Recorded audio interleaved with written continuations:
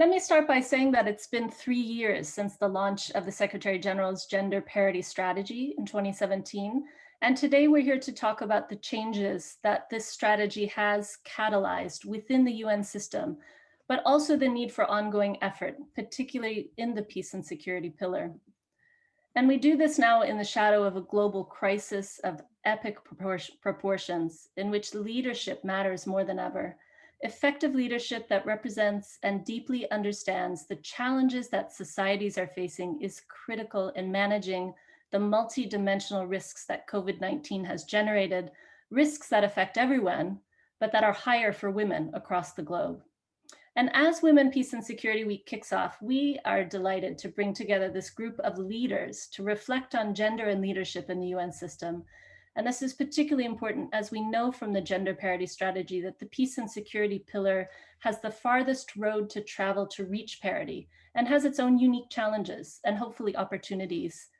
So we're here to discuss those challenges and opportunities, and we're also excited to introduce you to a new tool to help to deepen that discussion, the UN Senior Leadership Appointments Dashboard, which was created through a collaboration between two new NYU units, the Center on International Cooperation and the Center for Global Studies in the School of Professional Studies.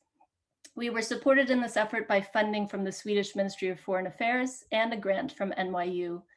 This tool looks specifically at the top layer of the UN system, giving a rich picture of appointments to those roles in relation to gender, nationality, region, and other dimensions, going back to the end of 1995.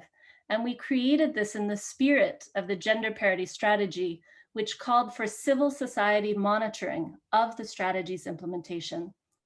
I'll tell you more about the tool later. First, I'd like to introduce the two co-chairs of the Group of Friends of Gender Parity, the largest group of friends at the UN, I'm told. I'm grateful to the permanent missions of the state of Qatar and Ghana for co-hosting this event, and I'm so happy to hand the floor first to Ambassador Alia Ahmed bin Saif Athani from the state of Qatar. Ambassador. Thank you so much, Paige. Good afternoon, everyone. I'm very delighted, of course, to co-host this event as co-chair of the Group of Friends on Gender Parity alongside my dear friend and sister and co-chair as well, Ambassador Marta, the permanent representative of Ghana to the United Nations. And of course, with the Center of International Cooperation and as well NYU Center for Global Affairs.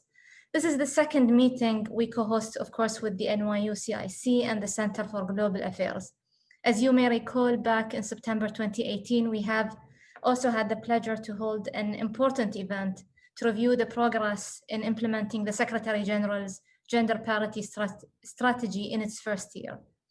I would like to begin by commending, of course, the Secretary General of the United Nations for his strong leadership and dedication to achieving gender parity and gender equality at the United Nations and beyond. We were glad to witness that in 2019. For the first time, of course, in the United Nations history, parity in the senior management group and among resident coordinators was reached. And in January this year, of course, parity among all full-time senior leaders, the level of ASGs and USGs in the organization, not including, of course, specialized agencies. The Group of Friends, of course, on gender parity has remained deeply committed to supporting the Secretary General, including the SG's system-wide strategy on gender parity and respective recommended actions. The group, of course, has also focused on tracking and monitoring, supporting and making sure the Secretary General's strategy is implemented. The group has also been working towards nurturing the next generation of female leaders at the United Nations, working hard to make member states nominate women candidates for senior positions and posts, including in peacekeeping operations, and that the composition of delegations include, of course, include women. With 152 member states to date, the group, of course, comprises well over 3/4 of the UN membership, which, of course, is a record in itself. We are very proud to note that the group had, from the very beginning, a concrete strategy and objective and has put words into action.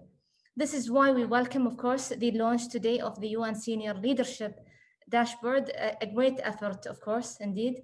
Such independent monitoring can indeed help push the gender parity strategy forward. So we really thank you for such a great effort at this point.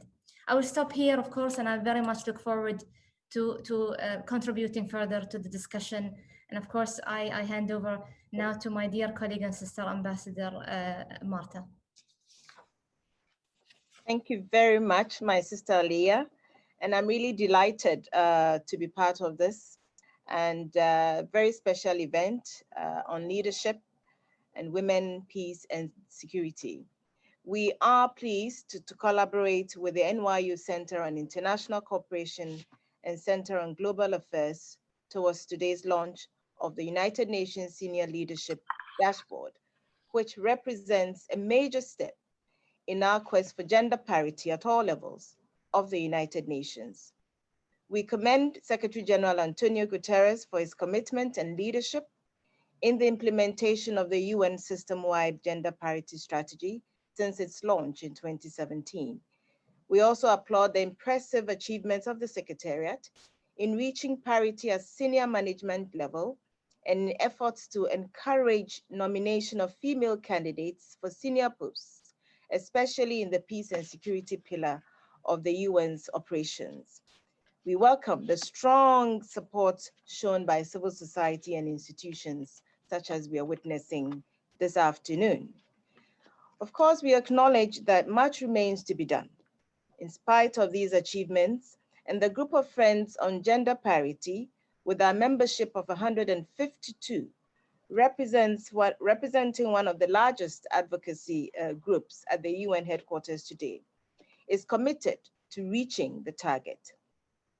Our strength also lies in the keen interest and resolve of member states to promoting parity and inclusiveness, monitoring progress on implementation, and providing support to tackling the bottlenecks that have the potential to roll back gains made so far.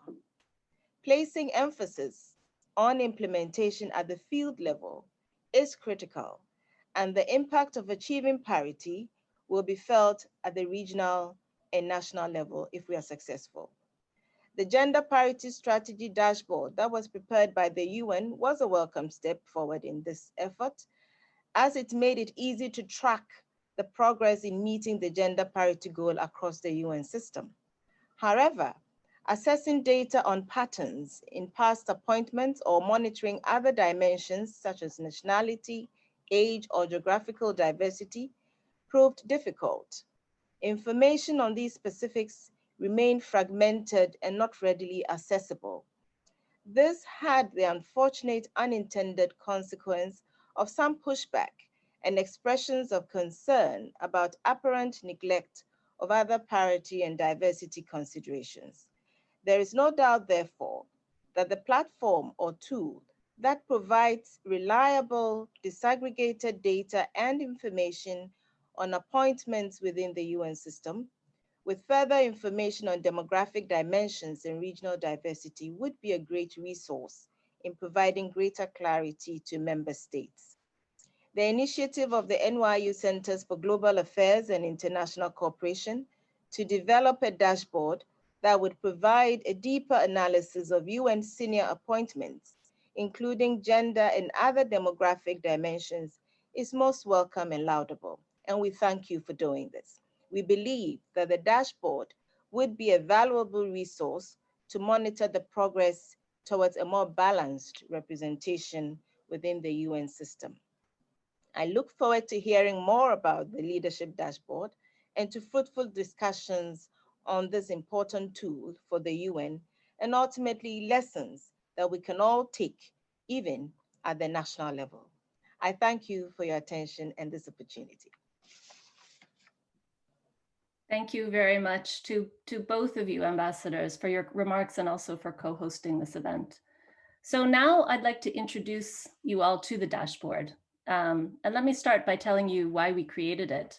And it goes back to 2015 and an article that CIC published by Karin Landgren, who is with us today, in which she examined press releases of senior appointments that year to understand if women were being appointed to senior roles. And she found an alarming gap, which she called the lost agenda. Independently, Anne-Marie Getz, who's also here today, had the same idea. The CIC then started to manually collect information on senior appointments from press releases led by our staff at the time, Ryan Rappa and Jim Della Giacomo. And then in September 2017, the new Secretary General announced his gender parity strategy, and we immediately saw how the data we had been collecting could be used as an external support to the strategy's implementation. But we were frustrated. We wanted more information, and it was hard, really hard to get it. The UN has made great advances since 2017 in data overall, including on gender parity with a dedicated gender parity dashboard. And I can add actually that also the peace and security pillar, particularly Department of Peace Operations, has been very good and transparency on data. But the data doesn't look at the whole system for gender parity, and it only gives the current snapshot, not change over time. It doesn't give the fuller picture of how gender intersects with nationality, region, age, education, and so many other factors.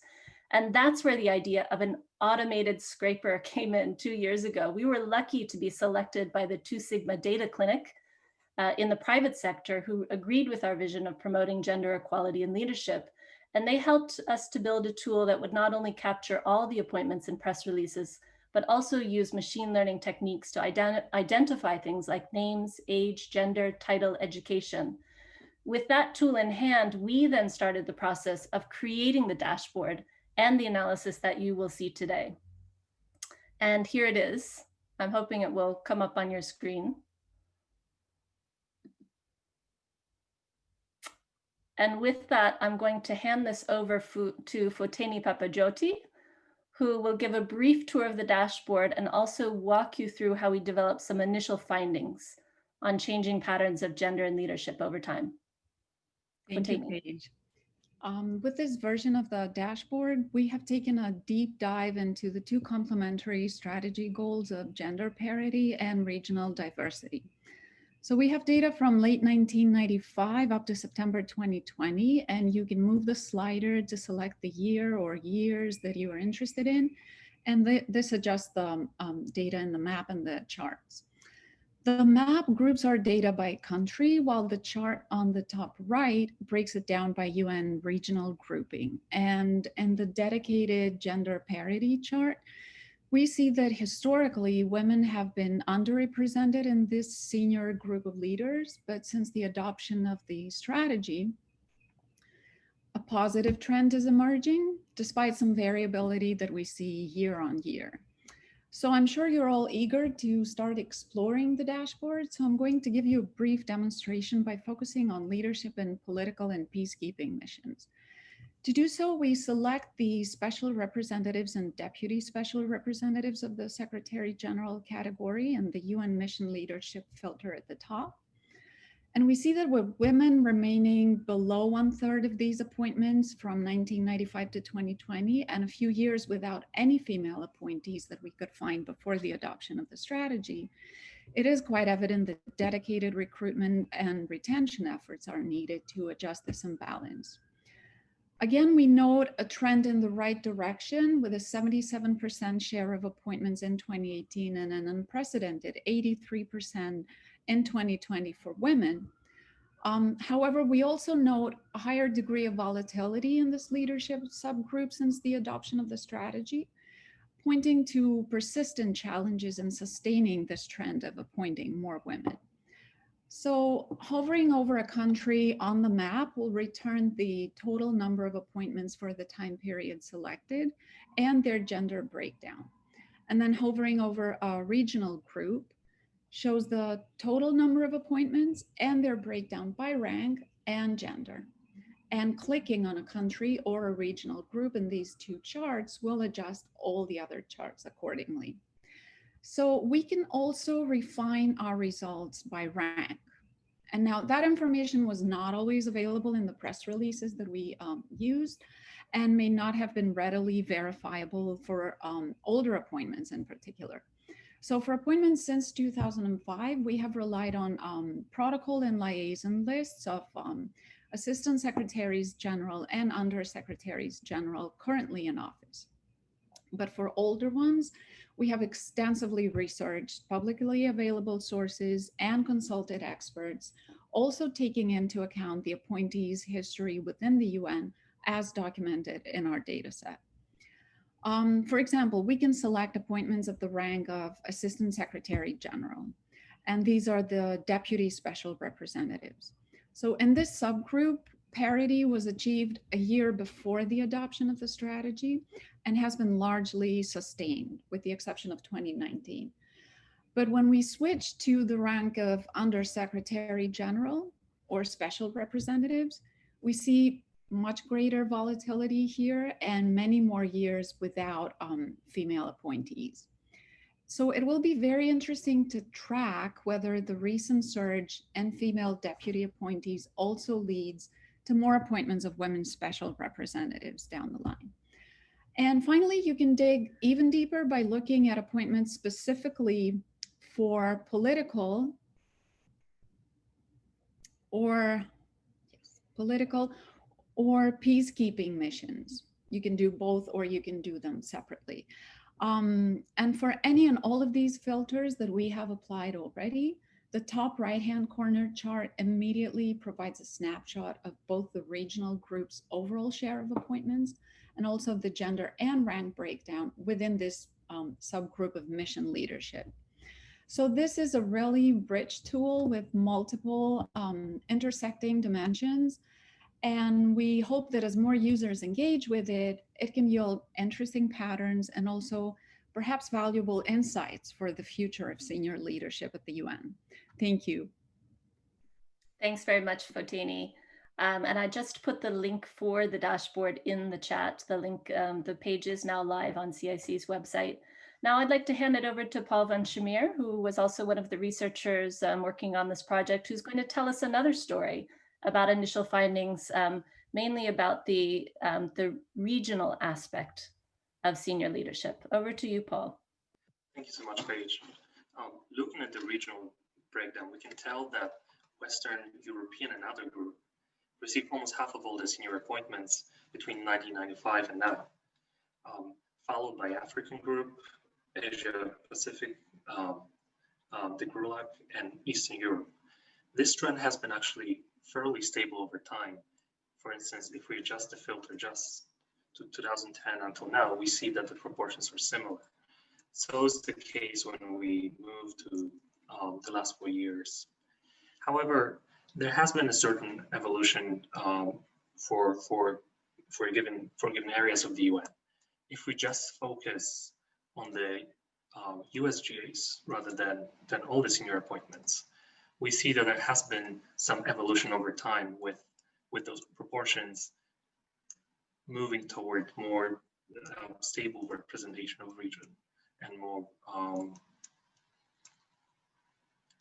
Now, when we just focus on specific units within the UN or specific types of department or funds or program, we actually see that process happening as well of a more balanced regional representation.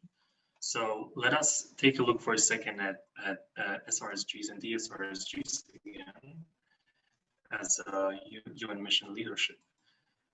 We see that those proportions are slightly different than the overall picture that we've seen a moment ago.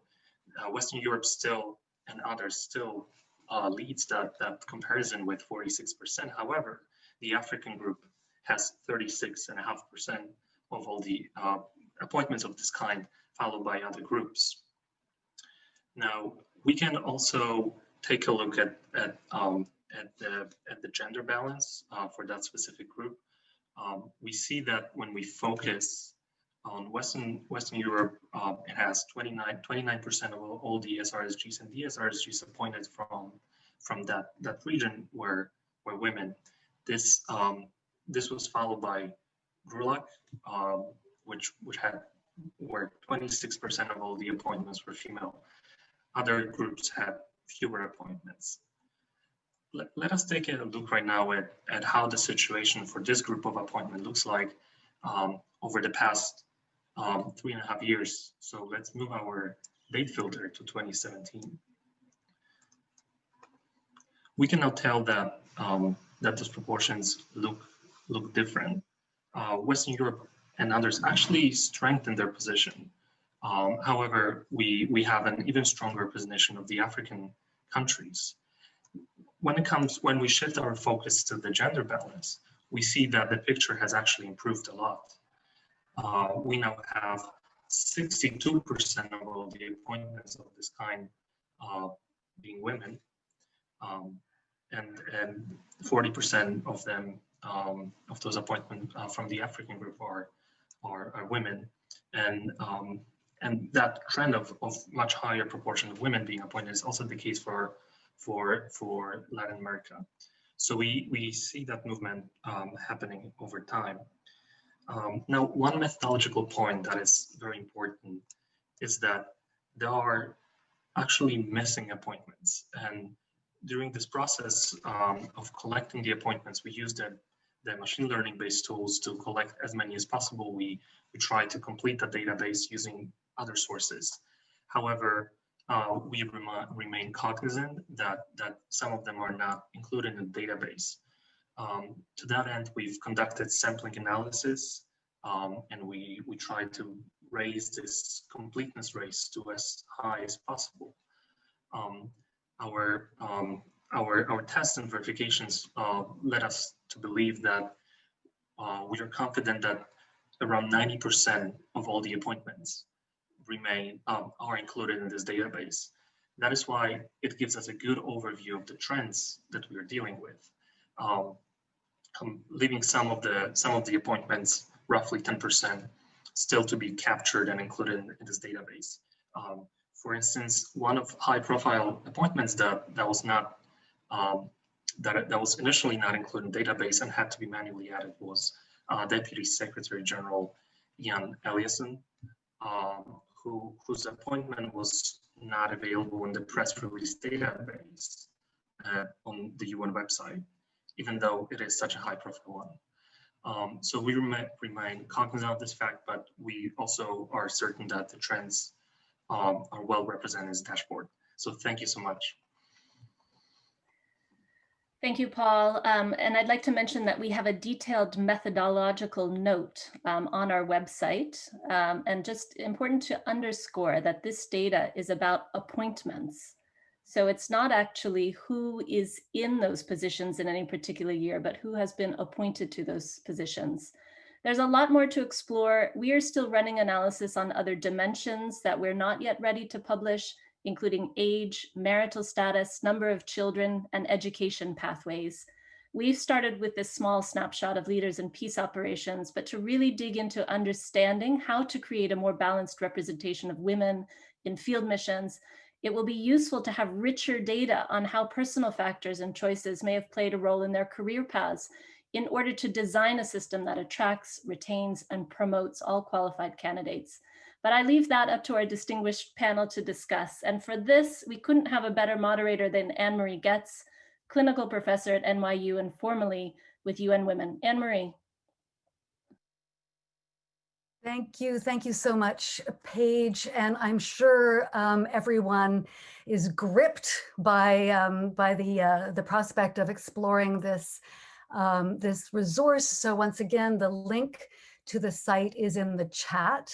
And if you have questions, please do put them in the Q&A, including questions for the panel as it comes up.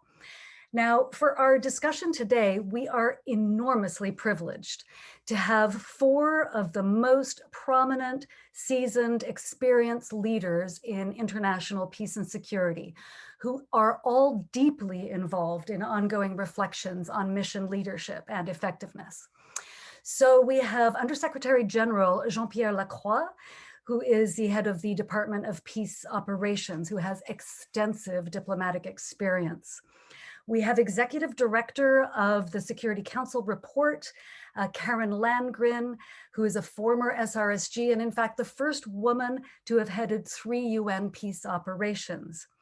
We have former Undersecretary General of the Department of Field Operations, Amira Haq, who has also been an SRSG leading field operations in Timor and in Sudan, South Sudan, I think.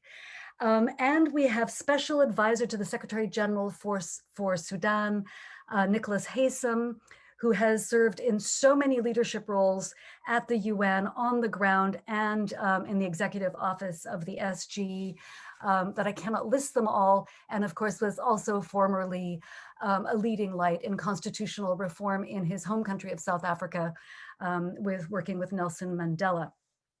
The panel will be followed by concluding remarks from ASG Anita Bhatia from UN Women.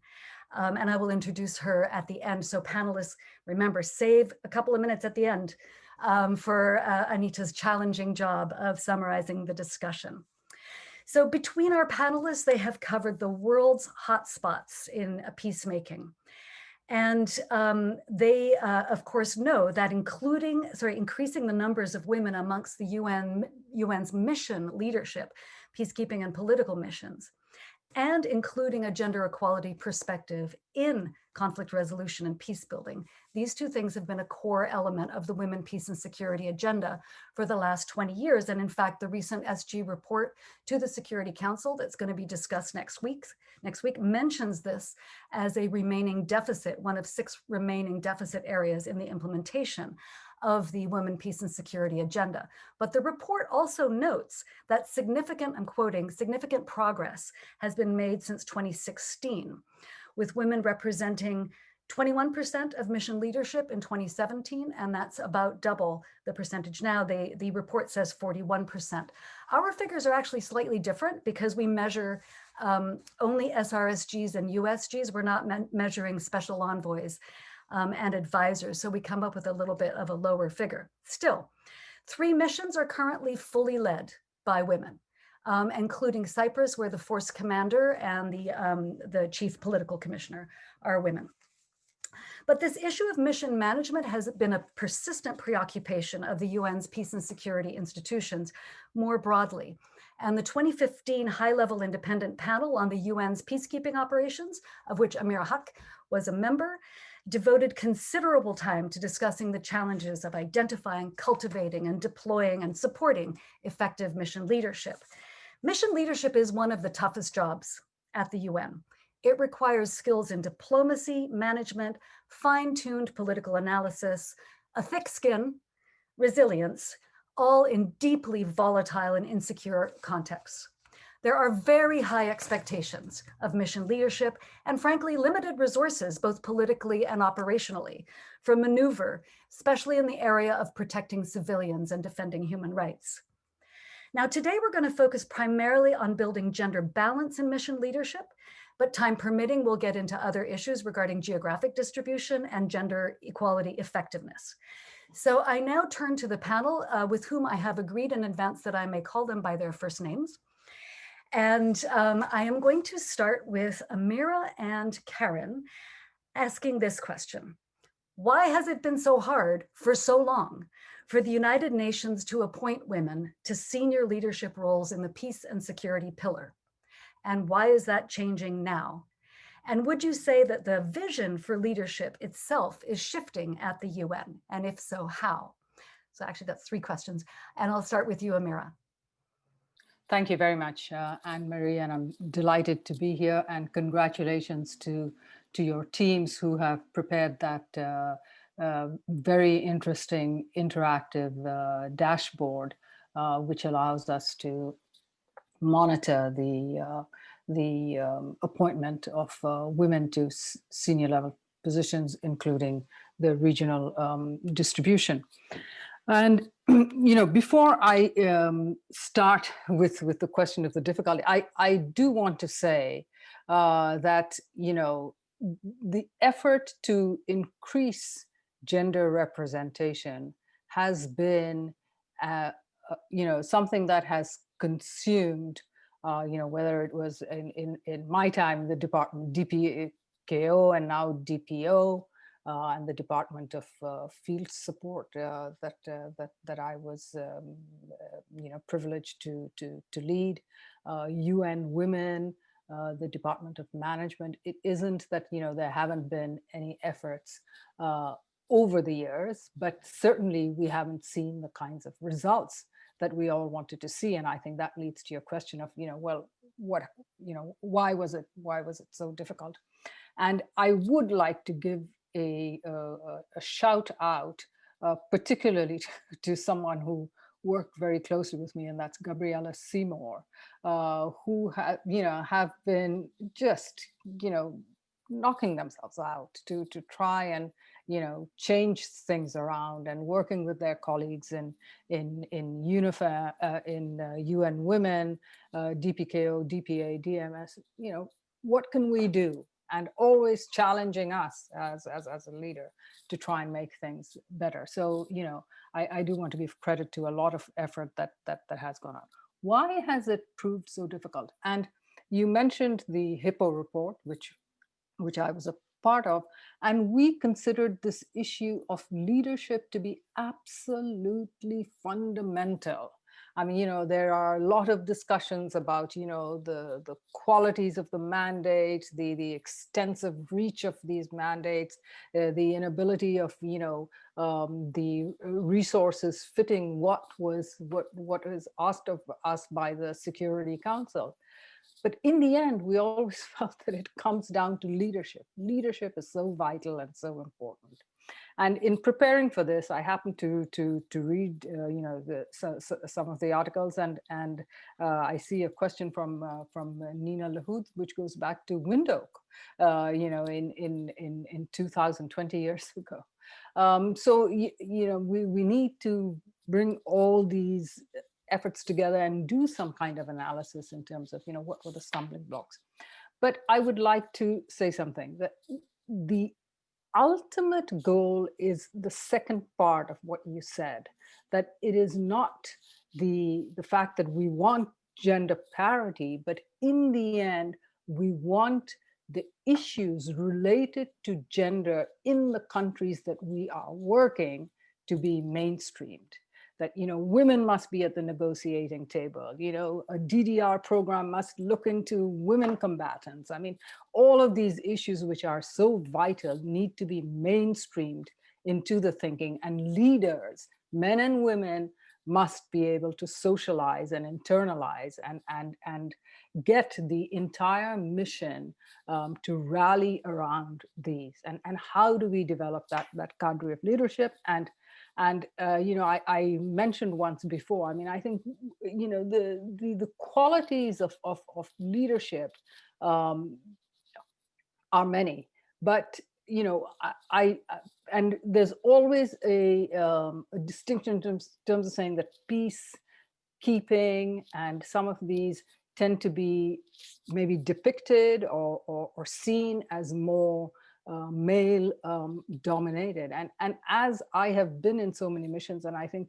everyone who else is around the table, I mean, I think the kind of empathy that's required in leadership and a number of things are so, come so much more instinctively. And I think that we have missed out in terms of the way we write our job descriptions, in the way we write the kinds of competencies that we want, in the way we look at the kinds of experience that we want, that excludes women, and that excludes, and so the gender dimension is missing.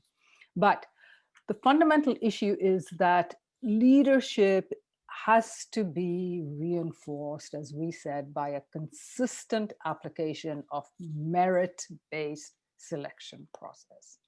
And this is, you've got 153 members of the 152 members of the group of friends of gender parity.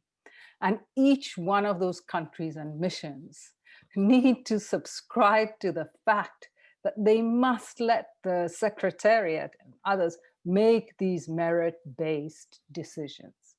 Too often, the politics enters the selection process. And so everything that you've built up to getting the right quality leader with the appropriate skills, and hopefully with the gender balance and every regional balance and everything, is just, it comes to naught because of the political considerations that enter into it by the very member states who are, of course, telling us, let's have gender parity and let's have merit-based selection, and you need to increase your leadership. That, I think, is an absolutely vital point, that merit-based selection is absolutely important.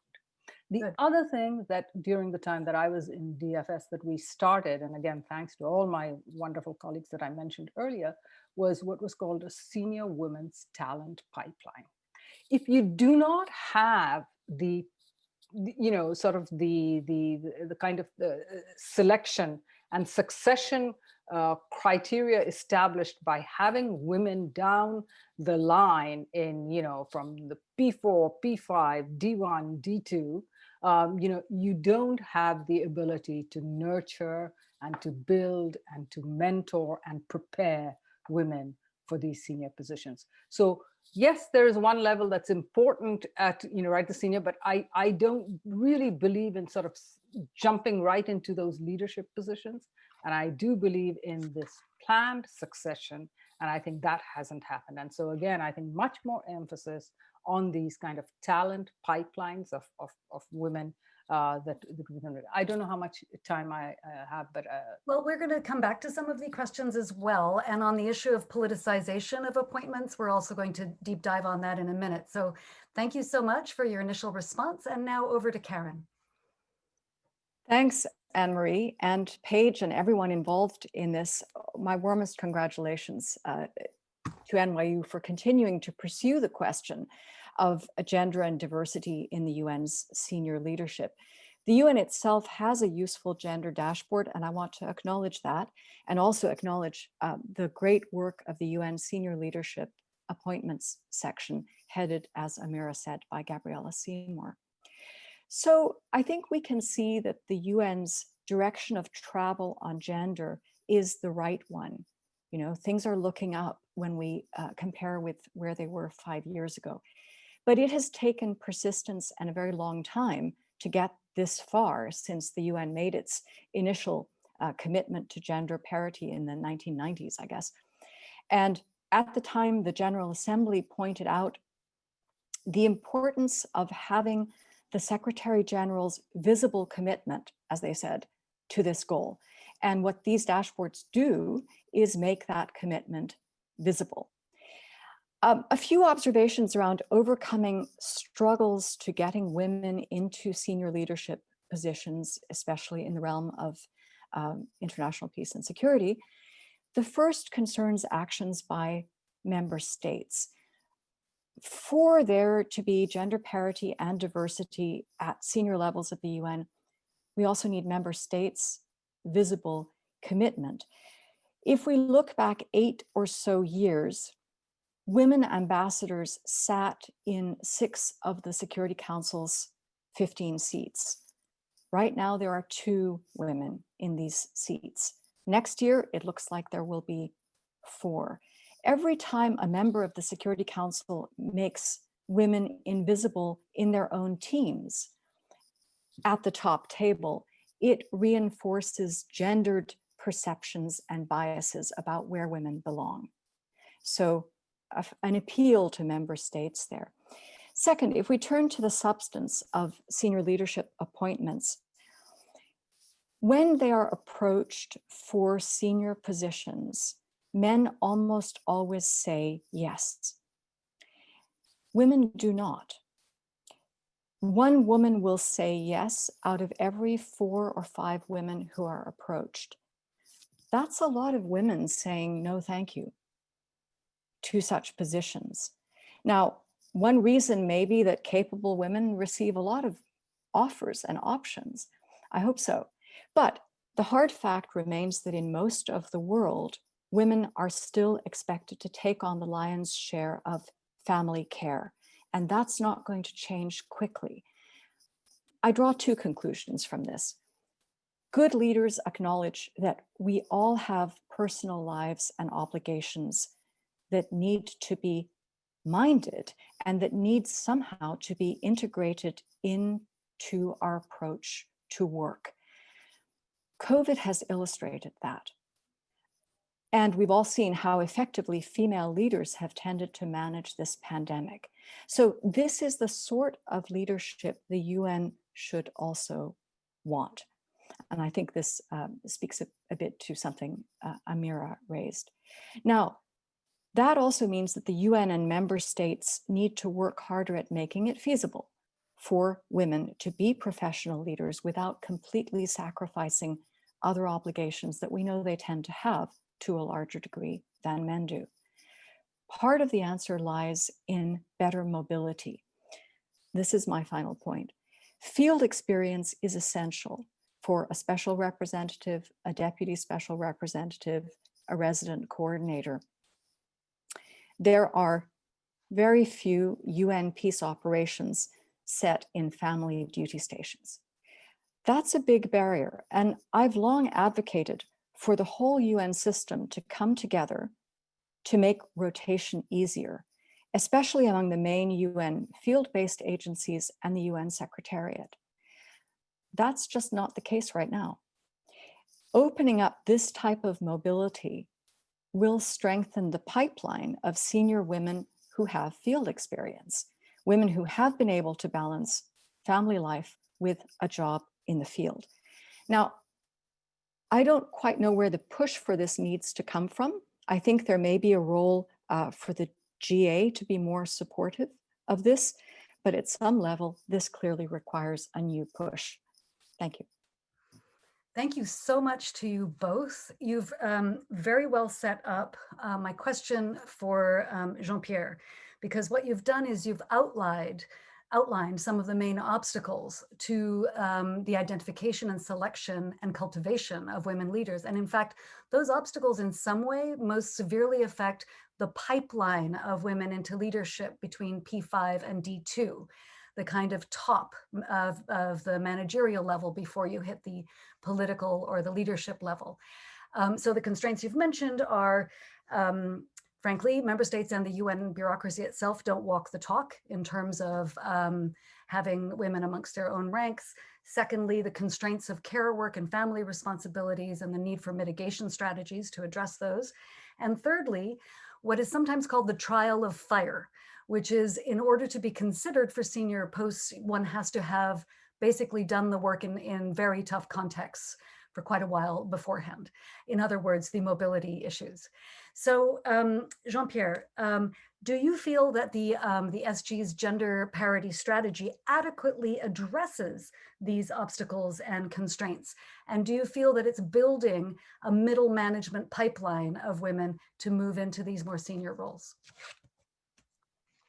Thank you very much, Anna-Marie, and it's good to be with you and on an issue that is so critical to the UN, to peacekeeping, and really to the difference we can make in our work. I'm very impressed by the dashboard, I have to say, and I hope we can make the best out of it. I believe that we're much better in pretty much everything we do when we're data-based and acting on the basis of data, and that is really what this dashboard demonstrates. Now, first, I believe that there is a change in the mindset for the better. That is quite clear.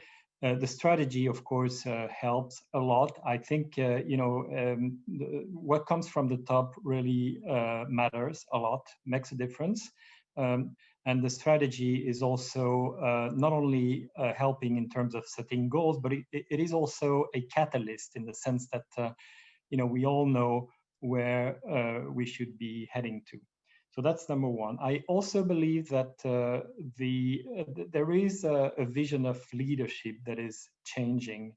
And of course, it is changing in our societies. It is certainly changing in a way as far as peacekeeping is concerned. We look at peacekeeping because we have, in most of our operations, a very multi-dimensional type of actions, and we are, on the one hand, I think too many people see peacekeeping still, very much from the military, the uniform component angle, but on the other hand, and we're working very hard to encourage that, more people are seeing the reality, which is that we have to be comprehensive. Peacekeeping has to approach the work on fostering peace and stability from many different angles, and that include, of course, interacting with communities, building trust, all using all the civilian tools that are at our disposal to resolve conflict, to preempt, to prevent escalation, so on and so forth, and not to mention, of course, gender-based violence. So I think that on the one hand, there is this change in the vision of leadership, which is, I think, an overall trend in the UN, certainly in most of our societies, but also the change in how the role of peacekeeping is perceived. I think the third element is that we are building a pool of senior leaders. And I see it quite clearly. I mean, I've made my own calculation, and out of 17 civilian senior leaders in our mission, the proportion of women is 41 to 59. I mean, it's 7 to 10. It's an improvement. I'll come back to the military later because it's a bit more challenging. But many of these women colleagues who are now ASG, and some of them are also USG in heading missions, they acquire the kind of experience that they can be then used to become a head of mission, but they're also acting as role models. I mean, they're showing other people, male and female, that that you can be thriving as a woman, in senior position peacekeeping. Now, of course, we have a lot of military personnel and uniformed personnel in peacekeeping. I mean, out of I think 95,000 people on the ground, only 10,000 are civilian. The rest is mostly military, like 80,000 and 10,000 police. So we're working a lot with the military and the police, and we have achieved more than, we're gone beyond our objectives in terms of, increasing the proportion of women, but it is challenging. It's still challenging, particularly when it comes to seeking top level officers, generals, female general. There aren't many countries with female generals, but we're working a lot to improve the proportion of female general in the senior military leadership of our operation. Same for police. Now, there is an interaction between geographical balance and gender parity. I mean, that is quite clear. I think we're very geographically balanced in the leadership of our mission. We have, 4 of the 5, actually it's in a way you could say it's unbalanced. I mean, 4 of the 5 big missions in Africa are headed by African, heads of mission, SRSG. And on the 8 other peacekeeping mission, we have 3 coming from the WEOG, 1 African, 2 from Asia, and 1 that is, because of political division in the Security Council, actually not attributed, that is UNSO in the Middle East. And I'll come to that later, because the problem of divisions within the members of the United Nations, particularly members of the Security Council, is becoming an issue in terms of our ability to appoint senior leaders. But the long and the short is that we have more, potential female, either heads of mission or deputy heads of mission coming from WEOG countries. That is, I think, something that we face, when we sort of scoop with the help of Gabriella Seymour, who received well-deserved tributes from Corinne and Amira. I would really want to join them in paying tribute to what she does and, with her colleagues. But it is a fact that we're sometimes seeing conflicting sort of trends between our objectives to continue with geographical balance, but also the objective of promoting more women in the senior position. Another thing is the politicization of senior appointments. Well, I mean, the UN is very political. I mean, let's face it, it's not an NGO, it will never be. So I'm not saying that, we would be more comfortable having more freedom in our appointment, but it is a reality. I have to say, though, that peacekeeping operations have been so far more, better preserved from that politicization of appointment. I think a couple of reasons for that. One is probably that everybody would recognize that it takes some experience, some specific experience to be head of mission, peacekeeping mission, because many of them are very large. We're talking about 15,000 to 20,000 people in the biggest, peacekeeping operations. They're all extremely sensitive, and they combine, operational issues that are almost always very sensitive politically, and political issues that become also operational, that with operational dimension. So I think that's number one. Maybe the other thing that contributes to protecting us to a certain extent in terms of the politicization of appointment is that I would say that most of the situation in which peacekeeping is active today would not be at the top of the most sensitive, political priorities of our member state, particularly the, members of the Security Council on the P5. That helps. But it's true that it is a fact we have that kind of trend, and can be an impediment in some cases. Now, two things to conclude. One is that we count on our member states. They need to provide us with, we're building a pool, but we also count on our member states to provide us with more candidates, particularly more female candidates. You can be a head of mission, of a big mission, either if you have been a DSRSG or something equivalent in a peacekeeping mission, or if you have been something like a Minister of Foreign Affairs, heading a relatively big, a team with political experience in the area of international affairs. That is also a possibility. And then, of course, we have to make sure that the team that is built around that person is well organized to support where there might be some, less experience. So member states, very important that they should come to us. And second, their commitment, the commitment of our member states to the women, peace and security agenda in general. Now, I think we're seeing lots of very good resolutions and so forth, but in reality, what is the extent of the commitment of all our member states to the women, peace and security agenda? That remains to be seen. Now, Anne-Marie, sorry, I forgot, but you also asked about middle management. I think that if you look at the demography, I'm quite confident that we can continue building a more gender balanced team, a pool of middle managers.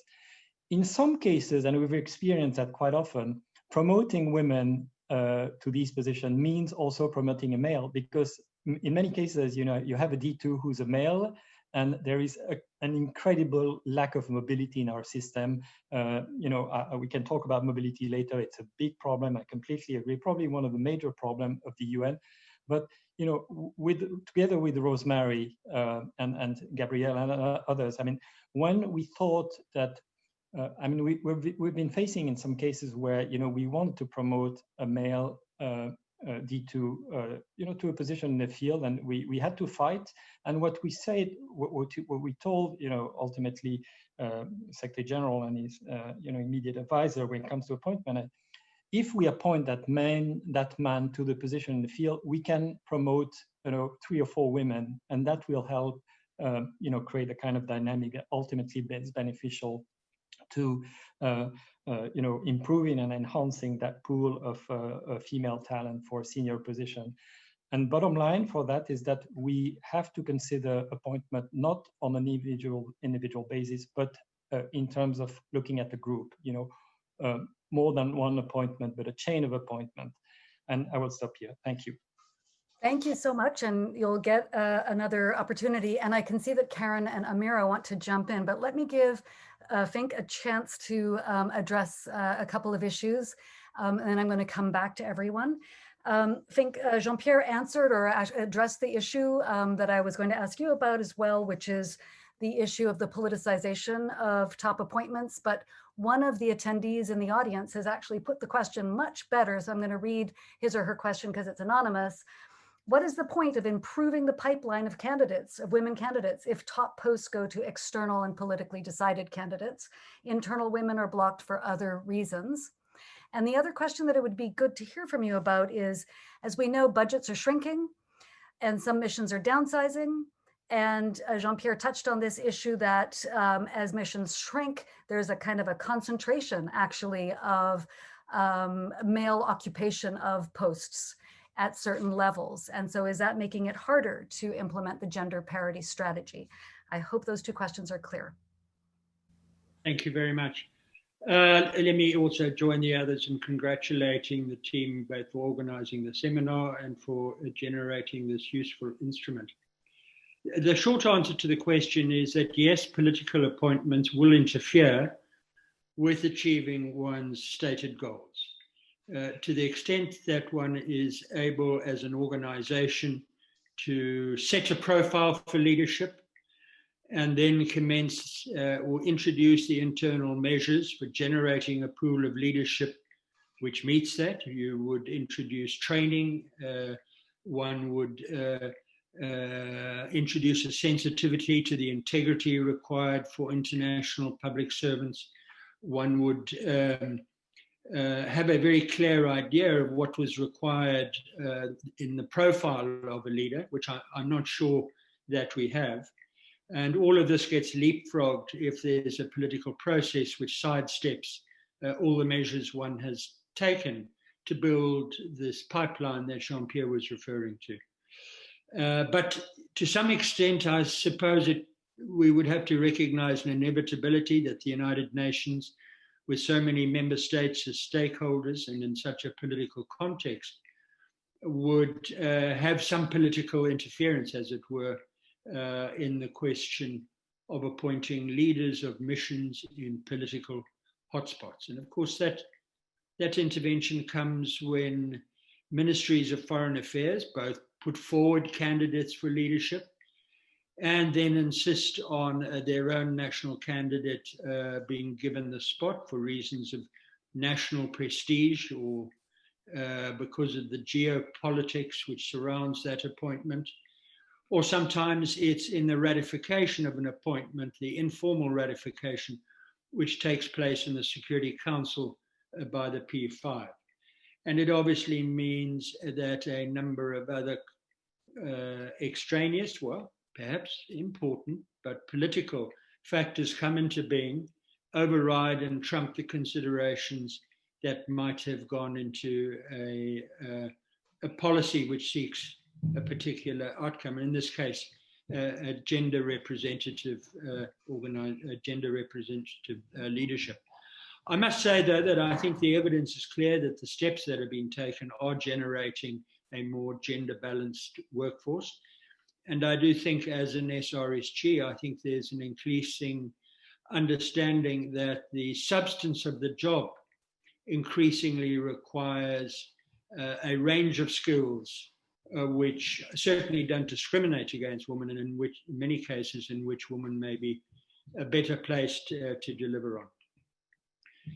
In regard to the second question, it's really a question which Jean-Pierre might answer better than me, which is, does downsizing help you create your designated profile of leadership or retard it?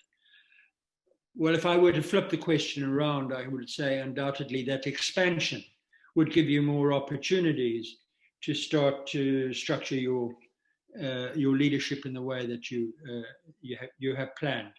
And for that reason alone, I would say that downsizing doesn't help. In fact, downsizing tends to freeze the occupants of a position into those positions and makes it much more difficult for the organization to adjust. But also leave space for Jean-Pierre to comment on that more operational question. Thank you. Thank you so much. Now, it's interesting that there's a couple of frequently mentioned obstacles to women's appointment to these higher positions that haven't been mentioned. One is resistance from staff unions, partly because of the issue that Fink and Jean-Pierre have mentioned, that there's a seniority trumps everything else, and men tend to have been in field positions longer than women. And if there is downsizing or any change to mission structure, they tend to survive better than women at equivalent levels. So resistance from male-dominated staff unions. The second issue is sexual harassment, which is a serious problem in peace and security contexts from within the UN. And then thirdly, Karen mentioned this issue of family constraints, or the family as a perhaps looming larger as a consideration in the decision to take these posts for women than men. And of course, we know from surveys of women at senior levels at the UN, I think it is women over 40 are more likely to have fewer children, higher rates of divorce than their male counterparts. And indeed, the press releases that we looked at for this dashboard showed that many fewer women were married than men, although, as Karen has helped us to understand, the marital status or personal status of high appointees is really actually not mentioned unless they are, I believe, in a heterosexual marriage. I don't know if, but anyway, in some kind of a conventional relationship, which is already a baked in curious bias about what leadership means and what the profile of a leader looks like. She should probably have a wife, for example. But anyway, so there's some of these biases that are built in that I am not sure that the panel has addressed in terms of saying whether or not the gender parity strategy is addressing these constraints. And I don't know if Amira and Karen would like to comment on that. Amira, would you like to go first?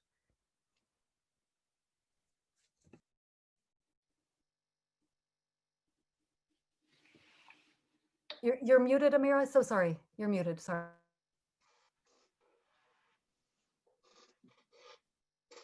Yeah, thank you for giving me the opportunity again. You know, there are a few things that I'd like to say, and one is just in terms of family constraints and you know, sexual harassment that you've spoken about, but also I think the ambition and the need for, you know, women to be able to just make people aware that, you know, they would like you know, more responsibility in the open positions. And I have found that you know, when I've been in these leadership positions, that the young women or women at P4, P5 levels, I've spent a lot of my time counseling and mentoring women.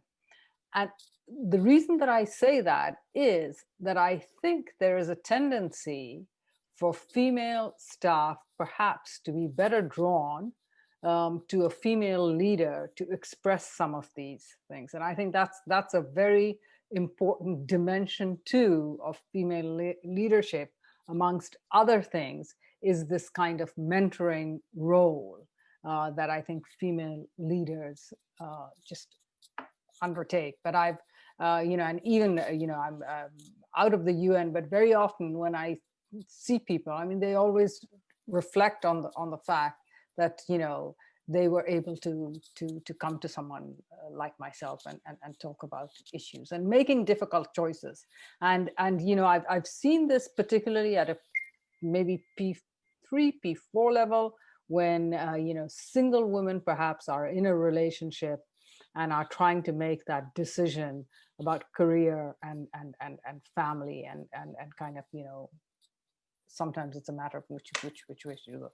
That I think is an important thing. The same thing with sexual harassment. And of course now the world has changed, you know, in a way which I think allows everyone to you know, have, you know, there's just more freedom of expression along these lines, which were not so before. And I think that also, in terms of how the UN deals with this, is an important factor to deal with.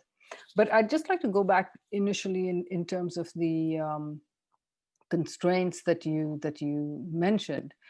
The fact that the Secretary General has made this such an important part of what he sees. That kind of leadership drive, I think, is very important. It sends a signal, and I know instances, just anecdotally, I can't say it, but I know where recommendations have been thrown back to the departments concerned to say, why isn't there a female candidate, or that they're not going to receive a slate of candidates if a female candidate isn't in that small final list. And those things make a difference. At the time that you were saying, why hadn't it happened earlier, before too, was the very centralized role of decision making.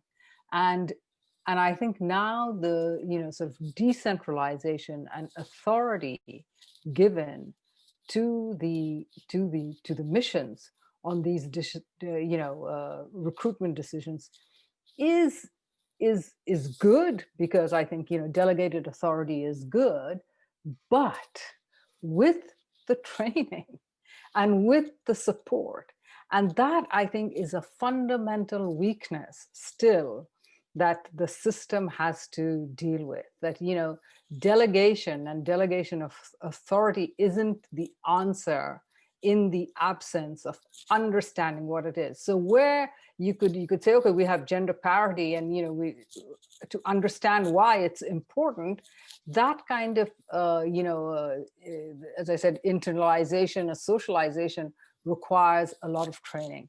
And again, training and these kinds of things are what suffers. So it has to, I think what I'm trying to say is that this seeking the right leadership isn't just and looking at women isn't something that just will happen. That there is a lot of investment that needs to be put in terms of mentoring, in terms of accountability with performance things. And people always say, well, it's part of a compact, or it's part of the performance system. Our performance system isn't really that strong in terms of really holding people to account.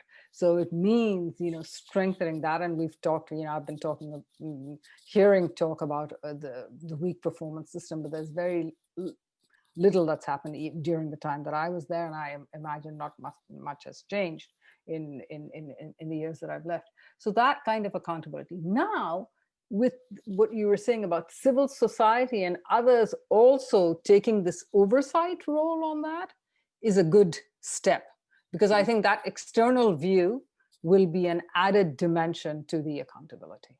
Thank you. Thank you. Karen, any thoughts? Yeah, thanks. I think one of the great innovations of the Secretariat to accompany the gender parity strategy has been the de facto mentoring arrangements they've put in place, where senior leaders can be given in complete confidence an internal or external mentor. It's not for women only. It is optional, though. And I know that in some foreign ministries, this is baked into the system. It's mandatory that you have one or two people with whom you are expected to bounce off ideas, vent, seek advice. So recognizing that just because you're a USG or an ASG doesn't mean that you're completely self-sufficient. It is really good to have an organizationally sanctioned form of external support and ear, just to, in mission life, it can be very difficult to find that person. There's a tendency to look to the leader just for all the decisions. And you don't want a leader who is saying, I don't know what to do right now. You need to take that conversation offline. So I think this is something that could perhaps be expanded. It's also a completely voluntary and unpaid arrangement as it stands. So I don't know if anyone on the panel or elsewhere is in a position to give feedback on how that has worked. And I've only been part of it as in a mentor capacity, not as a mentee. But I think that's one possibly a very good example to hang on to, not least when women are coming into senior positions from outside the UN system, which is, let's face it, an enormously complex and confusing system to be pitched into the deep end of. Well, that's good points. And I'm going to turn now again to Jean-Pierre and Fink for an answer to that question. How well is this new mentorship system working? That sounds like a good innovation. And also, you know, from your point of view, what is like the one thing that's going to make the biggest difference to attracting and retaining women in senior positions? Jean-Pierre, do you want to go first? Thank you. I think that the on the issue of making sure we attract and retain women in senior position, there are a couple of things. One is certainly the a much more fluid way of appointing and, you know, promoting mobility. I mean, you know, and there was a reference by Fink on the impact of you know, the budget constraints, but also the reduction number of peacekeeping operations. That is you know, further impeding mobility, which is already at a very low point, for a reason which I could understand. I mean, if we compare with a diplomatic service here at the UN, you don't have a choice between you know, various degree of hardship posting. I mean, you can go to Vienna or to Cairo or to Bangui. In the UN, I mean, it's either New York or Bangui, essentially, as far as peacekeeping is concerned, which is a very different proposition. And I think in terms of, you know, the impact on your personal life, you know, whether you're male or female or is very different. So I can understand that, but at the same time, the system is not built to promote mobility. And yes, the unions are resisting. This is not an issue that really is impacting senior leadership in the sense of heads of mission or the deputy heads of mission. It is impacting the ability to promote and generate mobility in the sort of lower and middle echelons, because here, of course, people you know, want to keep their position or want to, you know, if they're working in a mission that is downsizing, I mean, they would want to and ask to be, you know, repositioned in another mission as opposed to being let go, which of course has an impact on the ability to promote more junior colleagues and including women, because again, I mean, there's a better gender balance in relatively junior levels. So that's number one. Number two is the crucial importance of continuing our efforts to promote an environment, work environment where everybody would feel comfortable.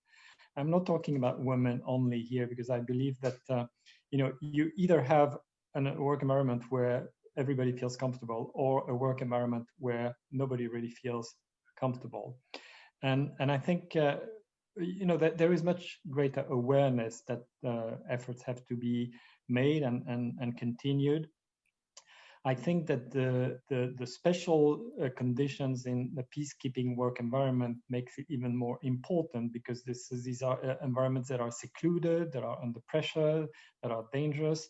We have, I mean, let's face it, also a lot of, you know, uniformed personnel, military, police. I mean, with all due respect, but certainly that doesn't necessarily automatically promote a very, you know, gender-sensitive type of work environment. Let's put it that way. Hence, also the importance of having more female leader in the military and the police. So all of this is crucially important. I think more is being done. We're making a lot of efforts to train not only our civilian leaders, but also our military and police leaders for that purpose. But you know, more has to be done. And then finally, of course, even the let's say helping women in you know, making sure that even the practical environment in which they will be, you know, operating in missions will be you know, will make it easier for them to feel comfortable.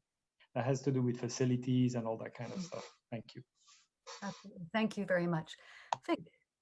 Yes, look, I think, you know, the question, as you put it, is how to attract, then keep, and then promote women in a tough and uncomfortable environment. And because women bear such a disproportionate cost in terms of family life and career opportunities, I think you have to work on it quite specifically and not just kind of in a gender neutral way. Certainly the issue of a toxic environment in the mission has to be tackled. And I've found at least one device which was useful, which is to have a women's committee in the mission, which sets about looking for the issues which make women feel uncomfortable and which address their, their desire to leave. Quite frankly, it's heartbreaking in a mission to have competent women and then to lose them consistently because they've chosen to return to headquarters because they've been attracted there. And in fact, even a promotion will not secure the presence of that person in the mission if she's offered a headquarters position, because headquarters positions offers the prospect of a kind of normal life. And if we wanted to do that, I noticed, and what we did in when I was in Afghanistan is firstly look to other missions. What did they do? What did other foreign services do? Some of them make really special arrangements to keep families together in missions and make provisions for couples to work in the same mission. Others definitely reward mission service by requiring it as a positive attribute in a promotion ladder. So we need to also push that pool of very competent women at headquarters to also consider and be rewarded for service in the field. And I think the system doesn't do that at the moment. Those are very important reflections. Okay, folks, there have been some really good questions coming in, but we are really short on time.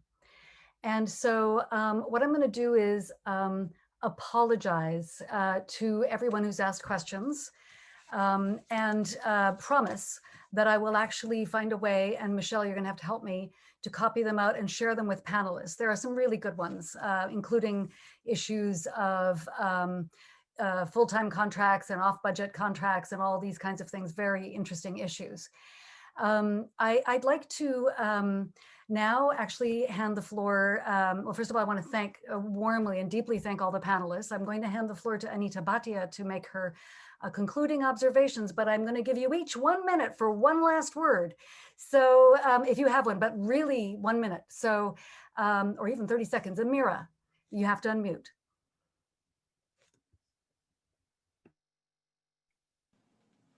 Thank you. I think a lot has been said. I think there is, first of all, I think initiatives that you've taken here are important. I would urge that this be sort of combined with a lot of other databases in terms of expanding, the database to populate. What is in the data, because I think it will make it richer. But in general, I mean, I feel encouraged in the steps that have been taken. But I think we have discussed here, and I would just very quickly like to say that it is the talent pipeline. It is the sort of bringing women into at the P5 and other levels. The mentoring programs that we've talked about, the training of leaders to this gender sensitivity and sexual harassment and other issues that they need to be aware of. I think these are some of the things that we need to put more teeth into. We always have them, but we don't put the teeth into it. Okay, great. Take a big bite, Karen. One speaker mentioned that this category of appointees, senior women leaders, have a higher degree of volatility. That would be so important to explore. And I would recommend systematic exit interviews of USGs and ASGs, both men and women. Why did you come and why are you leaving? Why are you leaving now?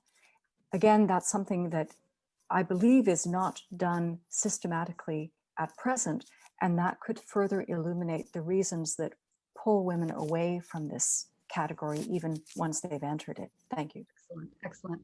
Jean-Pierre, 30 seconds.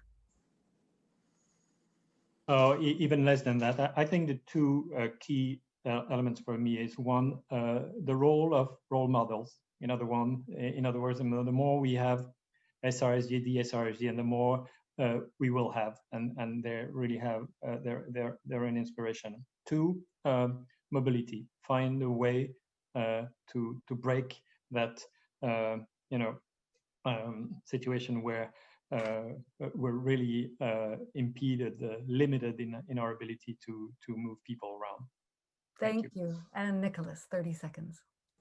I'm in agreement with my previous panelists. I have nothing to add. Yeah. Thank you so much. And Paige, would you like to close us out? Well, just thanks to you, Anita, for those comments. I think it's really important to stress the larger aspects of gender equality through the lens of the care burden, issues of public policy, recruitment, and so forth. I'd just like to thank the state of Qatar as well as Ghana for co-hosting this meeting, for our researchers, Paul and Fatani, who are able to join us, to Michelle for convening this, and then also to all of our distinguished panelists and our moderator, Anne-Marie Getz, and my partner on this project. Thank you so much, and very much appreciate all of your time. I join the thanks. Thank you, everyone. Thanks to the audience. Bye-bye.